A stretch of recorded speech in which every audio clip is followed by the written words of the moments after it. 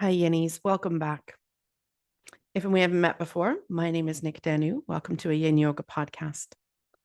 Just a quick reminder before we head into today's episode is that these are adults having adult conversations, which could include difficult subject matter, but also your host, myself, has the soul of a mermaid and the mouth of a sailor. And so you can expect some adult language. So if you have small people around, grab some headphones now.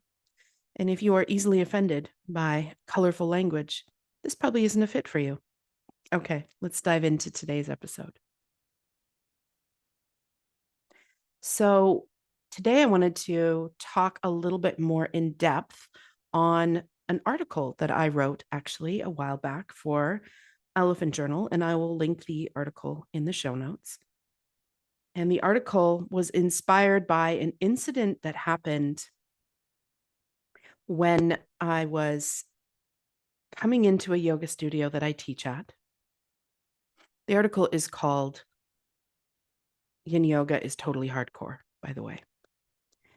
And the inspiration for this was one night I was walking into a yoga studio that I teach at. And there was just a little interaction, you could say, with one of the students from the previous classes that inspired this article. We'll get more into it. So as I was entering the studio to set up for my yin class, the previous class was sort of one of those hot, kind of sweaty, styles of class. And there was a young, really strong, kind of Ken doll looking guy who was in the previous class and said to me, "Oh, what class is up next?" And I could tell by the look on his face and the inquiry that he actually wanted to double up and attend two classes in a row. And when I answered him Yin Yoga, he said, and I quote, "Fuck that. That shit scares me. I'll take a handstand workshop over a yin class any day." And that's when I realized it. Yin yoga is totally hardcore. So oftentimes, yin yoga is mistaken both by kind of the general public and even by some studio owners as like and for those of you who can't see me on the podcast, I'm doing air quotes, gentle form of yoga or an easy form of yoga, more air quotes. And if you define gentle as you're not going to break a sweat, you're not going to stand around on one foot, you're not going to do inversions, you're not going to strengthen your core or improve your balance, or at least not your physical balance, then yes, that's an accurate description. But I certainly would not say that yin yoga is easy. I also think that sometimes people confuse yin yoga with restorative yoga. They see the teacher setting up some props and they assume, oh, okay, we're just going to like lay around and relax. But anyone who's done a yin yoga class, especially in the beginning, knows that that feeling of relaxation in a yin class, that's a bit of an acquired taste. It does not happen right away. And then you also will often hear people say, other teachers say that yin yoga is not good for beginners. And I actually disagree. You see, I think whether you're an experienced student of yoga or a beginner does not define whether or not you're ready for a yin yoga practice. What I mean by that is there are students that come to yoga specifically for some of the meditative aspects. They want to relax, they want time to themselves. And then there are students that come to yoga for it, and more air quotes here, a workout. And so those students could both be beginners. So when people say that yin yoga is not an appropriate practice for beginners, I have to disagree. However, it is a challenging class. It's a very challenging class. But the reason that a yin class is challenging is quite different than how a yang or a more active or movement-based class would be challenging. The challenge is more internal. It comes from what's happening on the inside of you. So if you think sitting still for minutes at a time and watching your mind is easy, then I guess you could say yin is an easy practice. You see, while more dynamic or movement based classes are an outside to in practice, yin yoga is an inside to out practice. A couple of yin's nicknames are the quiet yoga and the meditative yoga. And I often will see the shock and the horror in the eyes of a new yin yoga student when they hear or they realize that they will be sitting still while feeling sensations in their body for minutes at a time. That they will be witnessing the list of things that will be going on in their mind while trying to do a yoga practice.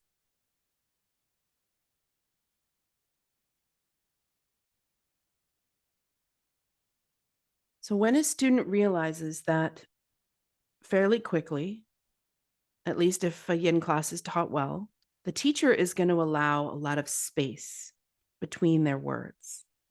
There's going to be time for the student to sort of drop inward, to be still, and to be quiet.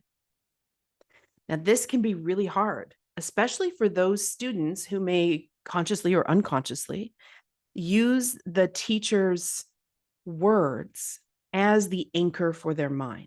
So they take a mind that's normally really busy and chaotic. And then when they come to yoga, they just focus on every word the teacher says, and they use that as their anchor. I'm certainly not knocking that. That is already helpful. That's how I first took my first hatha yoga practice and realized that I had an anxious mind was because for that 90 minutes, I only listened to what the teacher was saying and then tried to, bring those directions into my body and do what it was she was saying. So it is a very useful tool for pulling your mind out of some of the minutia. Not perfect, of course, nothing is, but it is a useful tool. But it is still a crutch because you are relying on something external from you, out of you, to rest your mind on. Whereas yin has a bit of a different approach. So, because yin's nicknames are the quiet yoga or the meditative yoga, this can be the challenge because when you realize that you're going to be sitting and feeling sensations for minutes at a time and witnessing that, and that the teacher's going to either talk less frequently or not at all in spaces, then what can come up if you are a real human being is the list writing, the planning, the thinking, the analyzing, the ruminating, the obsessing, the criticizing, the judging, the storytelling, the itching, the bitching, and the twitching, all the things in your mind, and sometimes all of those in one class. The first thing I want to note about that is that that's normal. So when I first decided to start taking meditation classes, I was a newly budding teacher and I was feeling like a bit of a fraud because although I had an asana practice that I was doing regularly on my own, as well as attending classes, I wasn't meditating. And I had studied the 8 limbs of Patanjali enough to notice that somewhere on there was like concentration and meditation techniques. And I, like many, were not doing those. So I decided it's time. I will go and learn meditation classes. So I, went what you used to do back then. Went on the internet was there, but it was still pretty rare. I went on to the internet and searched out, meditation classes in my city. And then just kind of started going through the list. And most of them were done at Buddhist temples or through Buddhist groups. And it's probably still typically the way it is in most cities. And so I found one and I signed up for the class and I went, and these were not just drop in. Most of them were like a registered 4 week, 6 week, 8 week beginner meditation course. So I would sign up and I would go and, I would sit, close my eyes. I would bring my hands into some kind of mudra. I'd sit up nice and tall and I would start to do my focus. And then bammo, the mind was off. Thinking, planning, list writing, analyzing, obsessing, ruminating, judging my experience, the freaking circus in my head. And I would think, oh, okay, I'm not doing this right. Like, I'm not doing this right. I'm not good at this. Now, some people would give up there, but I'm tenacious. And so what I did instead was I was like, okay, well, this style of meditation isn't air quotes working for me. So I'll find a different one. And so I would go sign up for a different course in a different temple. And to be honest, some of these temples, the language barrier alone made it so hard because they weren't actually even giving you instructions. Like I remember going to one Chinese temple and they split the men and the women from each other, and you had to sit with your backs facing each other and just stare at a wall. Meanwhile, they had this incredible altar, but you turned sideways and just sat, and they didn't give you any instructions on what to do other than just sit here. So, I went through several, probably, I don't know, 4 or 6 different locations, different temples, trying to find a meditation class. And then the last temple I went to, and it was the last one because this gentleman ended up being my teacher for many years afterwards. I'm sitting in the class and it's the second class and I've committed. I'm going to be here for all 8 weeks. I'm like, I got to figure out how to do this. Other people can do this. I can do it too. And the teacher said, if when you sit and you start your practice, you find that the mind is thinking and writing lists and restless, that's normal. That's human. That's a normal human part of our experience. And I was like, what the fuck? How come nobody told me this? I actually thought that I was the only one with the circus going on in my head. That everybody else was sitting there cross-legged with their mudra and their beautiful posture, and they were comfortable physically, and they just sat and focused on their breath, and then they got up and bam, they were done. I had no idea that we were all secretly, quietly suffering in the room. So the reason that I bring this up is because if you're listening to this and you are a teacher, this is why I suggest that you address this in your class at the beginning, especially if there's new people. So I remember teaching in a teacher training at a yoga therapy college that I used to teach at. And one of the participants coming up to me afterwards and saying, "Oh, thank you so much. I thought I hated Yin Yoga." And I said, "What?" And she said, "I only went to one class and the teacher just got quiet and she didn't tell us anything. And I was just in these poses for minutes at a time and my mind wouldn't stop. And I was like having emotional releases and I was crying and like all of this was happening and I didn't know what to do. And I just thought, oh, I hate Yin Yoga." So if you're a yoga student out there and that's happened to you, I'm very sorry that nobody gave you any guidance on this. And if you're a yoga teacher listening, here's a lesson. Mention the mind, the role of the mind and emotions at the beginning of class. It doesn't need to be in a super heavy way or really intellectual, just like, hey, guess what? Our minds are busy. This is normal. It's going to think. This is what happens. So because that teacher finally told me, oh, this is what happens in meditation, your mind is going to think and plan and blah, blah, blah. He even said, we are not trying to stop thinking in this practice. We're just putting brackets around our thoughts. Like imagine your thoughts in a sentence, put little brackets around them and kind of slide them over to the side and then redirect our awareness to whatever the anchor is. So here's the thing. To sit still and observe your mind takes courage. This is not easy to do. And not everyone's ready for the challenge. And again, this doesn't have anything to do with whether or not you're a beginner. Some beginners are ready for this. Other people have been practicing for years and are not. Ultimately, what it comes down to here is, are you ready to take your time on the mat and let it be about something other than just sweating, chaturanga, and your beach body? If you are, then a yin practice might suit you. So here are some questions to consider that you maybe never considered. And these are great questions for teachers so that you can address these in your classes. Are you ready to look at your shit? Are you ready to learn to witness and observe your thought loops? Are you ready to improve your concentration, your mental resilience. Are you ready to have the time you spend on your yoga mat be an opportunity to learn how to respond in life instead of react in tough situations? So, people that can answer, yes, I'm ready for that, or I'm at least open to it, will find that they have a much more enjoyable time in a yin class. So, how I address this as a teacher when students come in, and I'll just go over this because I know there's going to be teachers listening, is that first of all, once we're in our first position, which is I'd get everyone in constructive rest and we do a bit of a guided centering, a grounding.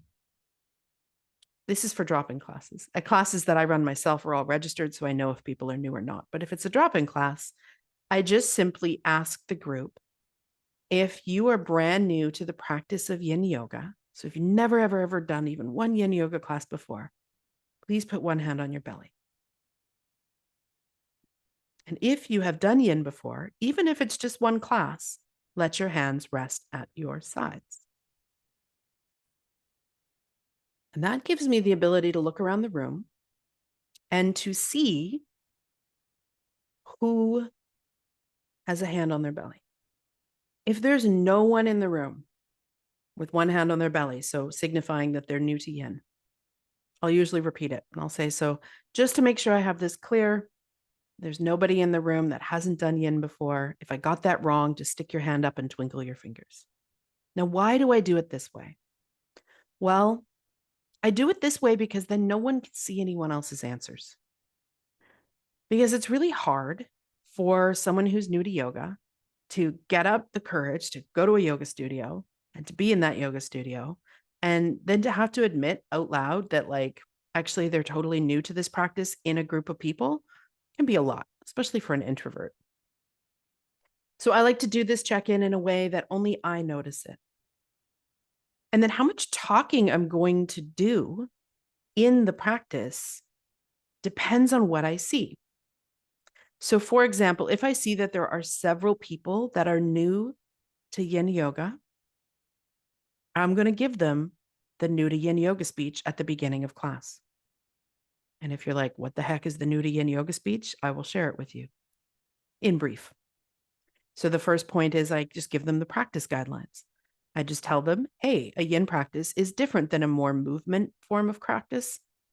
And it can be easier to kind of wrap our heads around this practice and actually do it if we kind of know what to expect. So here's some things that might be different for you. Number one, you're going to take the shape. You're going to find 50 to 60%. So in this practice, we're not trying to push or strive or get on the cover of Yoga Journal. We're intentionally backing away from that really strong sensation into just finding kind of that 50 to 60%.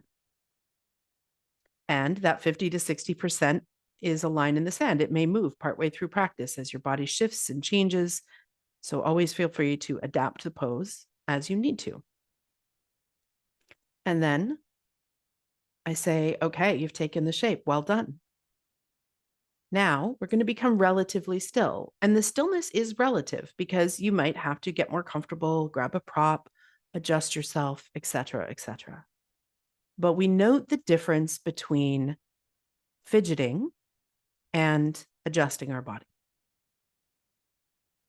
Third thing, we'll be holding our shapes. And I generally, and this number can change depending on the group you're working with or whether it's your own practice, but I generally say I'm going to hold these poses anywhere from sort of 2.5 to 5 minutes at a time. These long holds, the stillness, and the moderation of this practice allow you to access different tissues of your body than you would in a more movement-based practice. And so if when you come out of this shape or the next one, you feel the urge to sort of moan and groan and move slowly and mindfully, if you feel sort of temporarily vulnerable or fragile, that's actually a sign of a job well done. And so then I tell them, we're just going to do that. We're going to move really slowly, mindfully, with some awareness. We're going to take our time. And we're going to take these little pauses. If it's an asymmetrical pose, we'll take a brief pause between one side and the next as an opportunity to adjust and also to observe. How does the body feel, left versus right or right versus left? If it's a longer held pose, we'll take a longer rest. And I just let them know that that is actually part of the practice, that these little opportunities to notice the resonance or the linger of the pose in your body are part of the yin practice. And I'll often point out you might notice a difference from left to right, or you might just notice the urge to hurry up and do the other side, which usually gets a laugh and is pretty accurate. And then we'll rest for a moment or two, or maybe a minute if it's a longer held pose, and then we'll go into our next shape. So I go over those steps in detail, and then I talk about the mind. One thing that you'll notice typically if you're a real human in this practice is that when I stop talking so much, which I will do, your mind is going to go into the thinking, planning, list writing, et cetera, et cetera, et cetera. I tell them what can possibly happen with their mind. I also tell them that's totally normal. They're not alone. Their brain isn't especially squirrely. They're not the only one in the room who, air quotes, can't meditate because they have a busy brain. That, like, this is actually a human condition, that everybody has these tendencies. Something I wish somebody would have told me, maybe after the third registered meditation series that I took instead of the last one, because I thought that everybody else got it already and that I was lagging behind and I didn't understand how to still my mind, right? How much slack I might have cut myself had I known, oh, this is part of the process. This is normal. So I tell them that. And then I give them some suggestions on ways they can anchor their mind. And I'll probably save that for a future episode on the mind in yin and some possible ways that you could anchor the mind. And if you're a teacher, I would highly suggest that you recommend a couple ways they could anchor their mind. I've been in a yoga practice many times and heard some bouncy, bubbly yoga teacher say, and when your mind gets busy, just come back to being present. And thinking, what the fuck? If I knew how to just be present, I wouldn't be here right now. I wouldn't be in this class. So please, teachers, give them some ideas and invitations, of course, to explore their own ideas, but give them something, some sort of a tool to anchor their mind, a gentle, consistent thing that they can go back to again and again. And the other thing that I think is worth mentioning here is that for students, typically, they're going to be really hard on themselves. And so, yes, we want to focus the mind. We want to refocus the mind again and again when we find that it wanders away. But can we do so with sort of a soft touch? And I encourage my students to be gentle and compassionate with themselves and still dedicated enough to return. So you can expect the mind to wander. This is normal. This is human. Everybody has this experience. We all have slightly different subject matter, but we're all busy brains. When you notice it, don't be critical of yourself. Don't beat yourself up. I know from experience, I've tried that. It doesn't work. Instead, just gently, when you notice you're thinking, release the thoughts and come back to your anchor. So, especially for those like myself that have studied Buddhism, and even more so for those of you who've studied it abroad, there can be sort of a rigidness or almost a harshness to how we deal with the mind that I just don't think is helpful, especially for new students. And by new, I don't mean new in general, but just like if they're new to yin, they're already so hard on themselves. So I like to go for the middle way, right? We're not just going to lay here on our mat and daydream and think and plan and make lists and just let our mind run amok with us, because let's face it, we're all really good at that already, right? We're all really good at that. We've mastered it.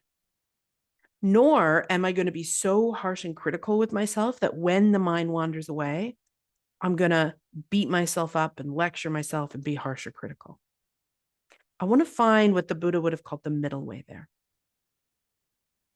So, yes, oh, there goes the mind. It's on my grocery list, or it's going into anxious, or it's wherever it's going. Pause, return to your anchor gently. And of course, an anchor is just one way to practice. There are states of mind or meditation states that where we let go of the anchor, but that's future talk. Most people that are coming to your average drop-in yoga class are not there. So having something consistent and gentle to anchor their mind on. And again, I'll probably visit those in a different episode, but there's so many simple meditation techniques that you can give them, just very simple things. And if you're a teacher and you don't know some of those, that is an opportunity for some study, be some more training. So this is why Yin Yoga is totally hardcore. It takes a lot of courage in our busy, rushed, overly young, fast-paced, keeping up with the Joneses, compete, strive, more society to just sit and be still and look at your shit and notice all of the thought loops that keep coming up repeatedly. And for many of us, it's the first time that we're aware, oh my God, my mind thinks all the time. This is madness in here. So that takes courage. And it's worth it because you will improve your concentration and your mental resilience. And I know from myself, both my meditation practice, but more so, I would say actually my Yin Yoga practice has taught me to learn how to respond in tough situations rather than react. What I mean by that is when I can sit on my cushion or in my yoga poses and I can observe, so the bigger I or the witness or whoever you want to call that, I can observe myself thinking. Then I start to learn that I am not those thoughts. I'm having those thoughts. And I can, when I can realize this on the cushion or on the yoga mat, then slowly that starts to have a trickle effect outside of your yoga practice. So that when you are affronted with somebody who's rude in the grocery lineup or in traffic or whatever it is, like these small daily annoyances, we're more able now to notice the thinking and the storytelling of our mind. Our mind's probably telling us all kinds of story about that person and how inconsiderate they are and blah, blah, blah, blah, blah. Because we get used to witnessing our mind, we're able to pull back in real life situations and go, ah, there it is again.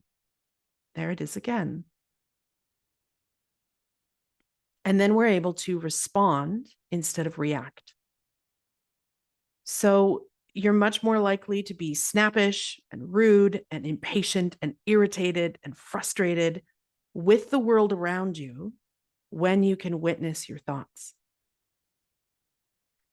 And then this leads us to being more patient and loving and kind to those we love, to our community, to the world around me. So this has probably been the biggest benefit of my Yin Yoga practice. Sure, my hamstrings have gotten more open and it's given me a wonderful release for my body, especially from somebody who's been chronically tight most of her life. Yes, that's there. Yes, I'm able to drop into my parasympathetic nervous system and take some rest. Yes, that is there. But most importantly, my question to you is, are you ready to have your time on your yoga mat be an opportunity to learn how to respond in tough situations instead of react?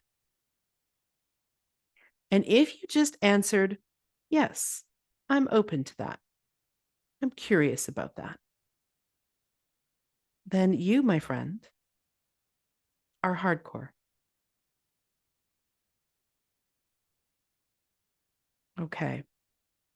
So All I want to say on that for now, I would love to hear back from you. You can leave me some comments below wherever you're watching or listening this to let me know if you have experienced this drama with the mind in Yin Yoga and how that went for you and what you have found helpful. I'd love to hear from both students and teachers on this.